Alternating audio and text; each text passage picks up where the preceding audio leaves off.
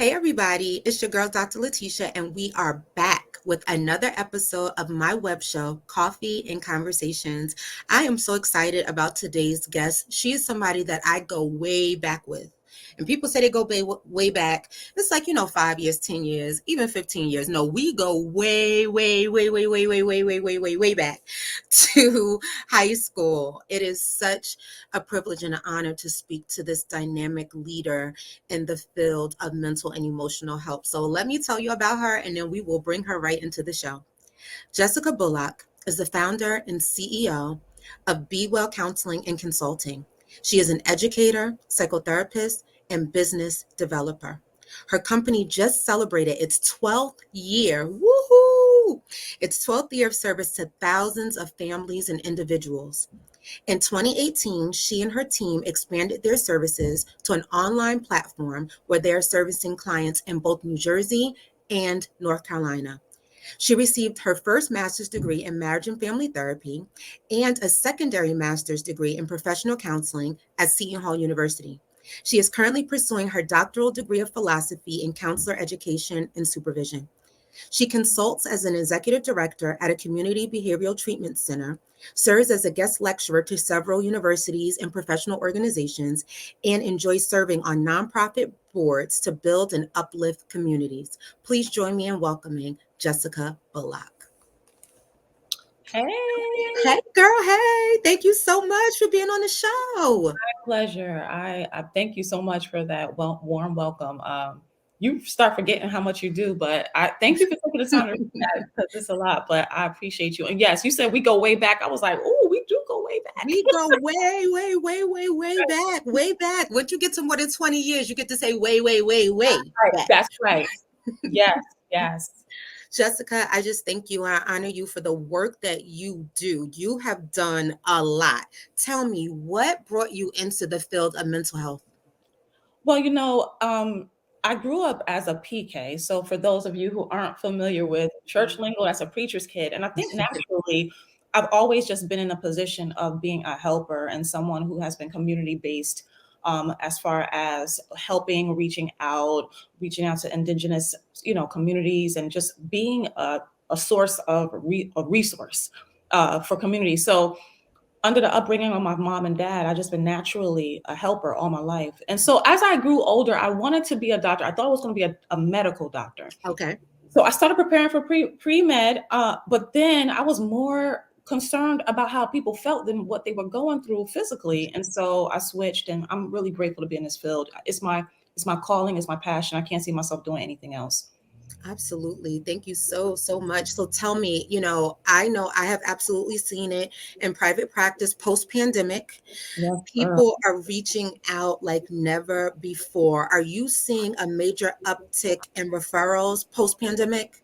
Yes, actually, we are expanding in the South now because the uptick in the referrals are really coming from our community. Um, Yes. and so, which is beautiful to see because historically we have not been the ones to go and seek help, but the uptick is just outstanding. And I know that a lot of people are feeling the wave now.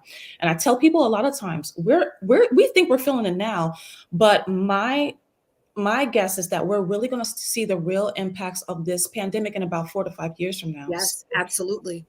So yes, I'm definitely seeing it, and trying to meet the needs as much as I can.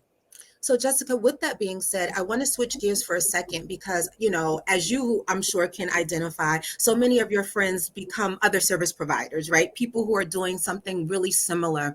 And a friend of mine is actually a psychiatrist. And she said, the next pandemic is going to be all of the behavioral health providers. How are you keeping yourself grounded? How are you keeping yourself well while you serve so many others that need help? That is a really great question. And I think that it is important for me personally, to lean into my spiritual practices. I am very grounded in spirituality, not religion. So I'm going to get it twisted. They're two totally different things. Hold on. You're gonna have to put a pause right there, okay? A whole another show. Whole conversation. but I do lean into spiritual practices because that's how I ground myself, but also really just taking advantage of really going out and about, trying to take more trips, even if they're staycations, and just really unplugging truly from phones, electronics. That's been big for me. And I lose track of time because I'm not so wrapped up in what's happening with everybody. So, it has helped me to unplug a lot more than I typically do. I also have leaned more into physical fitness. So I'm in the gym now more than I think I've been in the past 2 years combined. So I really, really have been taking an important look at what I'm doing on a daily basis to maintain my mental and physical health, because if I'm not good, I can't be good for nobody. So that's what I've been doing, and it's been working. Absolutely. So you said amazing things, because I feel like in general, whether you're in this field or not, Mhm. when you are stressed, that is the time to step up some of those practices, that self-care, those spiritual practices. That's when it's time to really not get depleted. So often we wait until we're ready to lay down Yeah, to, that's to not do it. something. That's not it. Absolutely. From What the would time we you wake say? From the time we wake up, Absolutely. we, Absolutely. not going to the phone for your first thing. Like, what is your practice even waking up? It's important. You said something really key. Not waiting until we lay down, and I think that's a misconception. We have to start from the time we wake up, taking care of ourselves. That's right. That's right. How would you help a person who doesn't know where to start with taking care of themselves? What would you say to them, Jessica? You know, our body can feel it.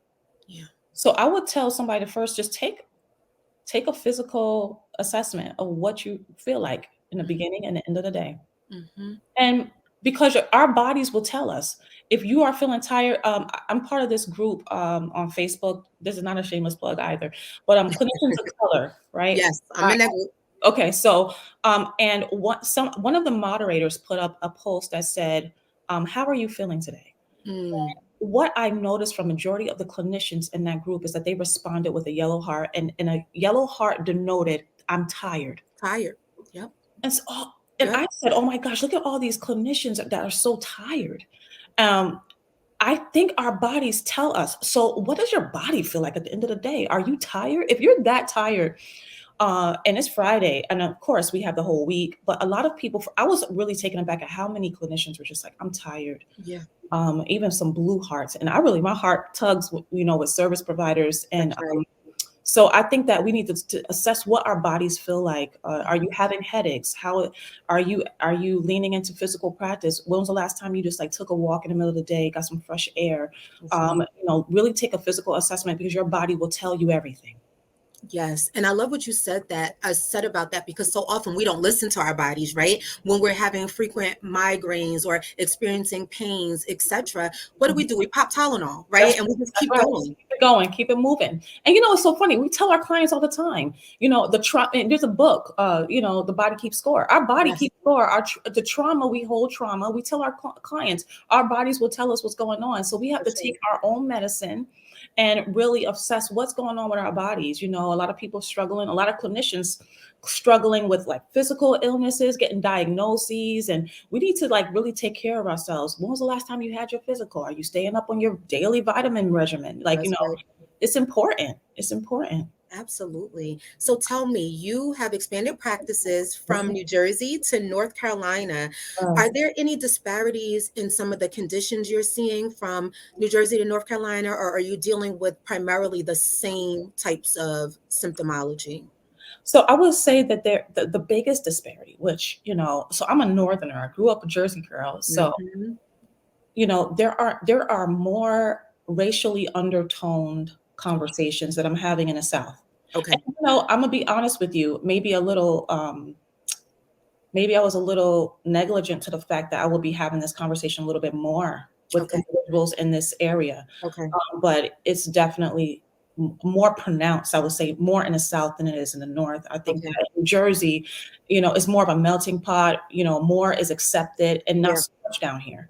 Yeah. So that's probably the biggest conversation. I'm having more racial conversations. Even when I look at the differences between like the counseling associations in the South versus the North, I see Okay. more racially undertoned conversations surrounding cultural competence taking place surrounding African Americans' health in the Wow. South.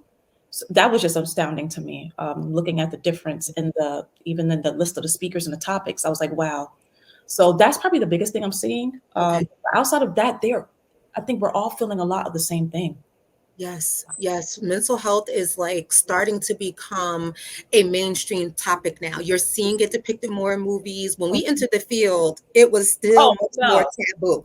It Oh, was not talked about. But I still think stigma exists. What are some things you feel, Jessica, we can do to start to diminish the stigma, especially for African Americans? well, what we're doing now, having the Absolutely. conversations. We have to have conversations. I think that growing up, the conversations weren't had because, again, going back to our history, Yeah. in African American culture, we don't. And I'm not just trying to regulate this to just one race, but that's what I mostly identify with. So I speak from that place. But Hmm. I think that having conversations on a regular basis about mental health, and it doesn't matter what your race or color is, in every circle, That's right.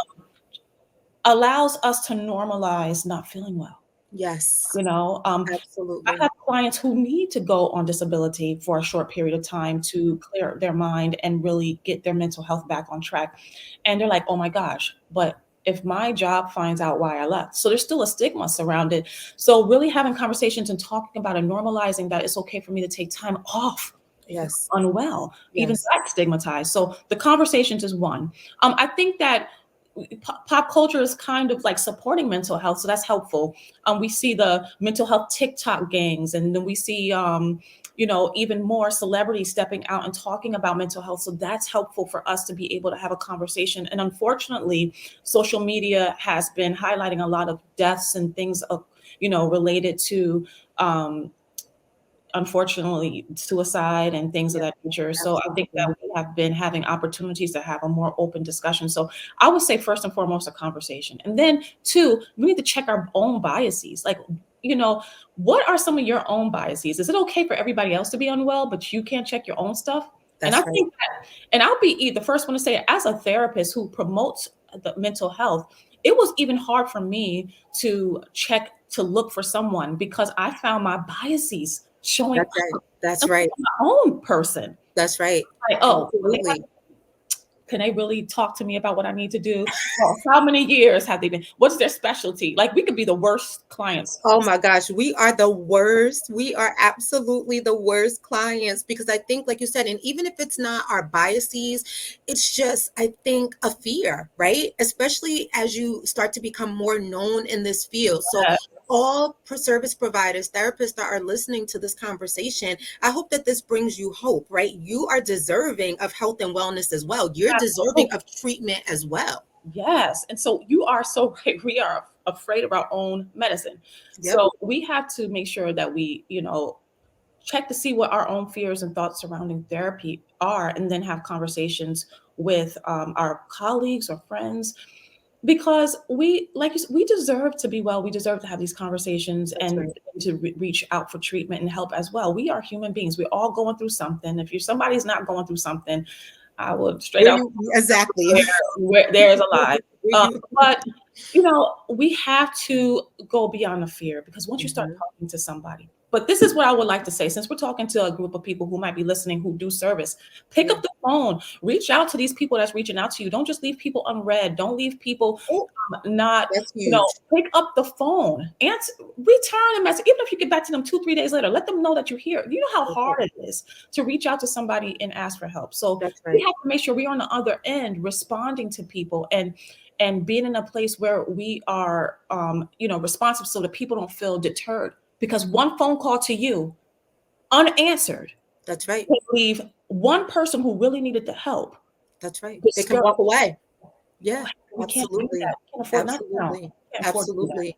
And I can't tell you, Jessica, I'm so glad you brought that up, because when new clients come in to my practice, so many are like, you guys responded. And I'm like, isn't that a thing? Right? Like, we should be responding, even if the response is saying, you know what? Because I think this is important too. My roster is full. However, this person is available, right? One of the things I love about our relationship, Jessica, is even if we're not on the phone all the time or texting on the phone, we refer to Yes, one another constantly. You constantly. know, there are enough clients for everyone. We are not in competition in No. doing this work. There's space for all of us and plenty more people to come as well. So Well, even using your networks. Tisha, let me tell you something. Dr. Sampson, I'll say for this. Look, put that doctor on there, girl, because that worked. That's another conversation too. But let me tell you something. When I am surrounded by strong clinicians Yes. who own practices and who don't, who and the people in my circle aren't, and they know that we are better together, and that Yes. our competition is with ourselves, but then also they're not insecure. So That's right. what I've noticed is that I need to be surrounded by, this is for my own mental health, as a clinician, Yes. I need to be surrounded by secure clinicians who aren't threatened or feel Yes. intimidated, and That's who right. who don't mind collaborating. So I think that, when you understand the fact that there's enough out here for all of us to eat, you will start to open up, and you won't have That's right. you'll have a more of an abundance mentality rather than a scarcity mentality, as That's as right. far as like return. It's okay for you to have the list of numbers on to refer Listen. out to. That's We got to right. stop this. So there's people who need help. That's So we right. have to go beyond our own issues and insecurities and reach out for help. I'll call you in a hot second. I got 3 or 4 clinician friends. I will call in Mhm. a hot minute Mhm. to say, hey, listen to this. What do you think? What do you think? Yep. we Yep. we got to get outside of, we have to reach out. We are stronger together. To wrap that Yes. up, we are. Oh my gosh. Oh my gosh. What a note to end on. Yes. We are stronger together. Jessica, how can people reach you? How can they get in touch with you? Support at bewellcc.org. That is the best way. Please, please, please, if you are in New Jersey and you're looking for a dynamic therapy team, reach out to Jessica and her team. I think this is the piece as well. Every single client that I've sent to you was well serviced. Awesome. Right. So that's the other thing, right? Being able to trust that you're sending individuals to a program where they are going to get helped, and your work speaks for itself. Same to you, Dr. Tisha. I Thank you so appreciate much. you. And thank you for the work you're doing. Congratulations on your latest acknowledgement Thank you so on much. Facebook. That's huge.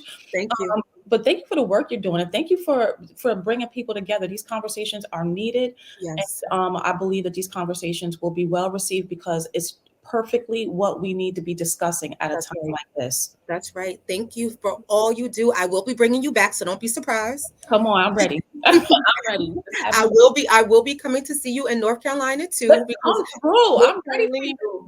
North Carolina has been calling me. So I'm like, Listen, okay, let me answer that call. you and Zai need a place to stay. Y'all can come.